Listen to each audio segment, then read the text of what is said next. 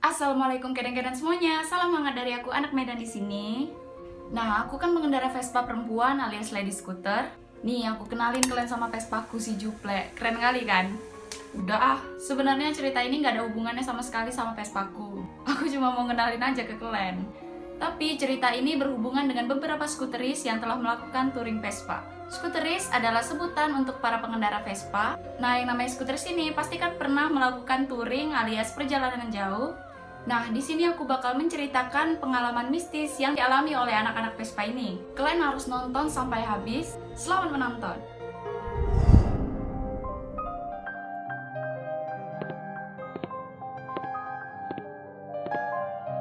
Ya cerita ini tuh dibagikan oleh akun Twitter Bang Agung Hilman, seorang pengendara Vespa. Mereka akan melewati jalur di hutan Alas Roban. Alas Roban merupakan salah satu hutan besar di Jawa Tengah yang masih menyimpan kisah mistis dan misteri di dalamnya. Terkadang ada juga pengendara yang memilih untuk menghindar dari jalur itu, tapi ada juga yang melewatinya. Ada juga yang nekat seperti skuteris yang satu ini. Jadi awal ceritanya ini Bang Agung bareng rombongan dari Depok dengan 7 motor Vespa. Rame kan? Nah, jalur yang mereka lalui itu Bekasi, Cirebon, Brebes, Tegal, Pemalang, Alas Roban, Bawang, Muntung, Temanggung, Secang, Magelang, Muntilan, dan Jogja. Waktu mereka dari Bekasi menuju Jogja, saat malam hari mereka akan masuk ke jalur Alas Roban. Pada jam 10 malam, Bang Agung sama skuteris lainnya itu ada di jalur Banju Putih. Terus salah satu kawan Bang Agung ini nanya, kita mau masuk Alas Roban apa mau lurus aja ke Semarang?" Berundinglah mereka dan akhirnya mereka itu memutuskan untuk masuk ke jalur Alas Roban. Tapi di tengah jalan sebelum masuk ke jalur itu mereka itu belok ke arah Bawang karena ada sesuatu. Udah selesai, balik lagi orang itu ke jalur Banju Putih tadi. Karena memang udah sepakat anak-anak Vespa ini buat masuk ke jalur Alas Roban. Karena menurut mereka ini kalau orang itu muter dari Semarang itu jauh kali. Mereka pun udah ngerasain capek juga. Pada waktu itu waktu mereka belok ke lampu merah, masuklah mereka ke jalan lingkar Alas Roban. Sekitar hampir jam 11 malam, mereka tuh masih santuy lah, masih santai. Ketawa-ketawa di jalan karena posisi juga di sana masih rame, masih banyak truk gede yang lewat barengan. Terus kawan Bang Agung ini bilang ya kan, kita kalau udah masuk jalur gelapnya jangan banyak kali tingkah kita ya. Pokoknya fokus aja kita ke jalan udah, baca bismillah. Gak lama jalanlah mereka. Nah dari 7 Vespa tadi kan, mereka itu di tengah perjalanan itu terpisah. Yang 5 udah di depan. Nah yang 2 Bang Agung sama satu kawannya ini di belakang. Posisi juga mereka itu udah masuk ke jalur yang rusak, yang kanan kirinya itu nggak ada lampu, udah gelap kali. Ada beberapa warung di pinggir jalan, tapi ya gitu penerangannya kecil. Nah jadi sisa 2 nih ceritanya, Bang Agung sama satu temennya. Karena yang lain kan tadi udah di depan. Nah kawannya Bang Agung ini bilang, Gung kok di belakang aku ya, aku nggak bisa nengok apa-apa, ini gelap kali loh. Karena Vespa kawannya Bang Agung ini tahunnya lebih tua dari Vespanya Bang Agung. Jadi penerangan dia, lampu Vespa dia itu jauh lebih kecil. Kalau Bang Agung ini dia udah LED, udah terang. Samanya Vespa aku pun remang-remang juga. Nah jalanlah orang ini berdua, udah hampir setengah jam. Kawannya Bang Agung ini mau nyalip truk, tapi dia kasih aba-aba tangannya ke Bang Agung. Dia bilang, yuk kanan kita balap truknya. Nah ikutlah Bang Agung ini ngekorin dari belakangnya kan. Karena jalannya rusak, orang ini nyalip truknya lama kali. Posisi juga truknya itu truk panjang. Rupanya ada truk di belakang Bang Agung yang udah heboh kali klekson-kleksonin. Dikasihlah lampu dim buat ngode kawannya ini yang di depan. Buat ngasih tahu kita ini harus main kencang karena posisi truk yang di belakang dia juga kencang. Tapi karena Vespa kawannya ini tahunnya tua kali, jadi gak bisa juga lah dia ngebut-ngebut. Udah gitu diputuskan Bang Agung buat ngasih kode tangan untuk truk yang di belakang. Dengan maksud sabarlah kau. Tapi truk yang di belakang itu tetap heboh kali klekson-kleksonin. Kurasa klekson baru dia makan heboh kali. Aku ya waktu naik Vespa di jalan juga pernah kayak gitu, ada truk di belakang kan heboh kali, udah tahu jalannya sempit, bolak-balik klekson, macam jalan nenek dia aja. Udahlah kita lanjut ya, langsung ngambil ke kiri lah orang itu buat nyalip truknya. Tapi Bang Agung ini dikit lagi hampir terlabas truk, tipis sekali jaraknya. Alhasil spakbor depan Vespanya Bang Agung ini nabrak bokongnya Vespa temennya tadi demi ngindari truk ala yang di belakang tadi itu. Kok jadi ikut emosi aku ah. Udah jalan lah orang ini. Gak lama kemudian nampaklah di depan sana itu ada cahaya remang-remang gitu kan. Udah dijalani aja sama orang itu, ternyata itu warung kecil. Berhentilah orang itu di warung itu, lumayan juga kan buat istirahat sekalian ngabari teman-teman skuteris lainnya yang udah di depan tadi. Nah, di bagian inilah dia udah mulai aneh. Waktu Bang Agung ini mau beli air mineral, ada ibu-ibu sekitar umur 60-an lah, dia yang jaga warung itu. Nah, sebelum dia beli air mineral itu, kan dia parkir Vespa dulu kan. Bang Agung ini udah sadar loh, ibu ini kok senyum-senyum lah ke aku dalam hatinya kan. Aneh juga senyumnya itu. Dia asik senyum terus, kata Bang Agung. Terus menurut Bang Agung itu tatapan dia tuh tatapan kosong, nggak kayak ibu-ibu atau nggak kayak orang-orang lainnya lah. Udah gitu dibilang Bang Agung lah, "Bu, aku beli air mineral yang sedang 2 ya, Bu." Sambil Bang Agung ngambil itu airnya, ibu-ibu itu bilang, "Hati-hati mas, truk di sini tuh emang gitu, nggak mau ngalah. Mereka lebih milih nabrak motor yang di depan daripada ngelem." Kok ngelem? Mereka lebih milih nabrak motor yang di depan daripada ngerem. Karena kalau mereka ngerem itu truknya bisa terbalik, korbannya pun bisa makin banyak. Di depan warung saya ini sering kali terjadi orang kelindes mas. Sekali lagi hati-hati ya mas, kalian ambil jalur di sebelah kiri aja. Tapi ibu itu ngomongnya itu sambil senyum-senyum gitu, senyum-senyum yang kayak nggak wajar, kayak senyum-senyum kayak aneh lah. Jadi pun Bang Agung ini nggak nyaman ya kan, curiga juga apalah ibu ini. Nah, waktu Bang Agung beli air minum ini, kawannya satu lagi nih ngabari ke skuteris lainnya yang udah di depan tadi. Terus dibilang kawannya Bang Agung, "Lama kali kau, ayolah cepat kita gerak." Udah gitu dikasihlah air minum tadi ke kawannya.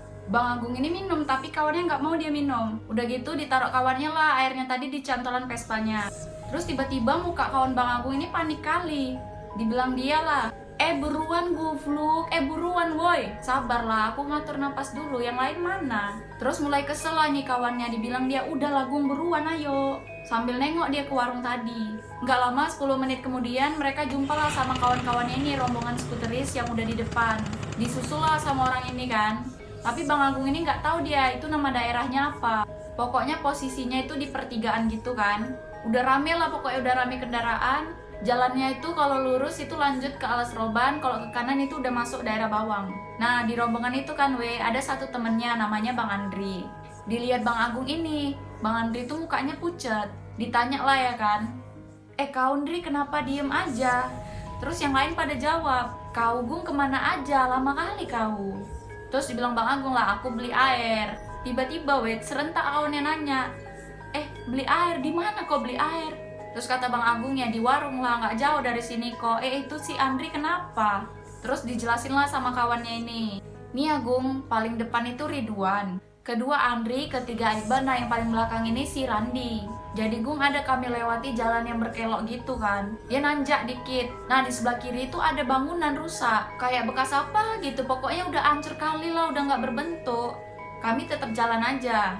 Rupanya ada cewek terbang di samping si Andri ini, di samping kirinya. Si Andri ini belum tahu, dia masih fokus saja di jalan.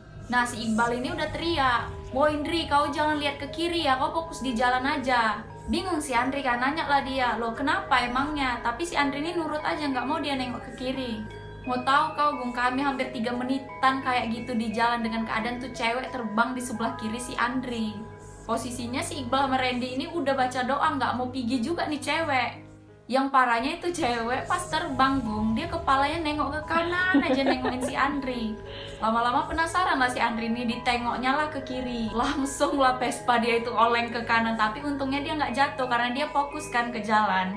Udah gitu nggak lama terbanglah si cewek ini, masuk dia ke pohon-pohonan yang di samping. Udah gitu si Ridwan yang paling depan ini dia nggak tahu apa-apa, ditanya lah sama dia, "Kenapa weh?" Kata si Randi, "Udah berhenti dulu." Berhentilah orang itu nyari tempat yang aman kan di pertigaan buat nenangin si Andri nih. Nanya lagi kan si Ridwan ini, dah dijelasin lah sama si Iqbal sama si Randi. Dibilangnya, betul itu Andri." Si Andri ini diem aja. Itulah nggak lama datanglah kalian berdua Gung kesini. Abis dari warung itu kalian kan tadi. Terus dibilang juga sama kawannya, "Tapi ini si Andri udah baikan kok, udah minum dia, udah makan cemilan juga, udah lumayan lah." Terus Bang Andri ini bilang, "Iya men, nyesel kali aku nengok kiri." Masalahnya pas dia nengok, itu cewek senyumnya serem kali, kalian tahu lah ya kan, udah ngebayangin kan. Terus ditanya lagi sama Bang Agung, "Kalian tadi nengok bangunan rusak di mana?" Aku nggak ada loh sepanjang jalan nengok bangunan rusak kayak gitu. Yang aku tahu ada warung, itulah tempat tadi aku beli air. Terus kata kawannya, mana ada warung, goblok. Baru ngomong lah kawan Bang Agung tadi yang berdua sama Bang Agung ke warung ibu itu kan. Tahu kok Gung, yang aku tadi nyuruh kau cepet-cepet gerak, itu aku lagi chatan sama si Iqbal. Dia bilang kalau ada bangunan kosong kalian berdoa aja.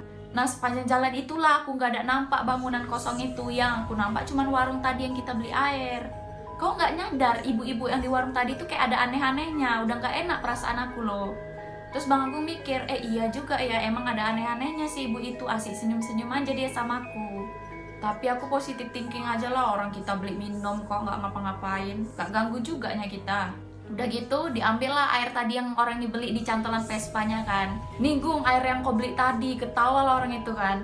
Mau tahu kalian percaya nggak percaya, botol yang tadi orang tuh beli yang isinya air berubah jadi botol yang udah bekas lama, botol kosong nggak ada airnya. Ya kayak botol sampah di jalan gitu. Ketawa lah orang ini kan. Terus tanya, jadi Gung tadi kok minum apa Gung? Kok kan udah minum airnya. Gak tahu lah aku tahu apa yang ku minum. Ketawa lah orang itu. Salut juga aku sama orang ini, sempet-sempetnya orang ini ketawa. Kalau aku di posisi orang ini udah keringet dingin aja udah. Aku heran orang ini ngalami hal yang mistis tapi kenapa orang ketawa ya. Padahal kan kalau dipikir-pikir ngebayangin ada di posisi orang itu kan serem juga. Udah berhubung Bang Andri udah baik semuanya, udah ngelepas penat juga kan istirahat di jalan. Lanjutlah orang ini lagi buat gerak touring ke Jogja. Tapi orang ini belok orang ini ke daerah Bawang. Udah nggak mau lagi orang ini lurus masukin jalur Alas Roban tadi. Mungkin karena kena kejadian tadi udah nggak mau orang itu masuk ke jalur Alas Roban. Nah itulah pengalaman yang dialami oleh Bang Agung dan beberapa skuteris lainnya. 7 anak motor Vespa yang lagi touring ke Jogja. Bang Agung juga bilang cerita ini mungkin gak serem-serem amat, karena memang segitulah yang orang itu rasakan dan alami. Gak mau juga dilebih-lebihkan kan. Gimana coy pendapat kalian tentang cerita ini? Atau kalian juga waktu touring punya pengalaman mistis atau kejadian-kejadian aneh? Kalian komen di bawah ya weh. Buat kalian yang udah nonton, mau lihat deh, jangan lupa like, komen, dan subscribe. Kalian juga boleh share. Dan jangan lupa nyalakan loncengnya agar kalian dapat update terbaru dari channel ini. Assalamualaikum.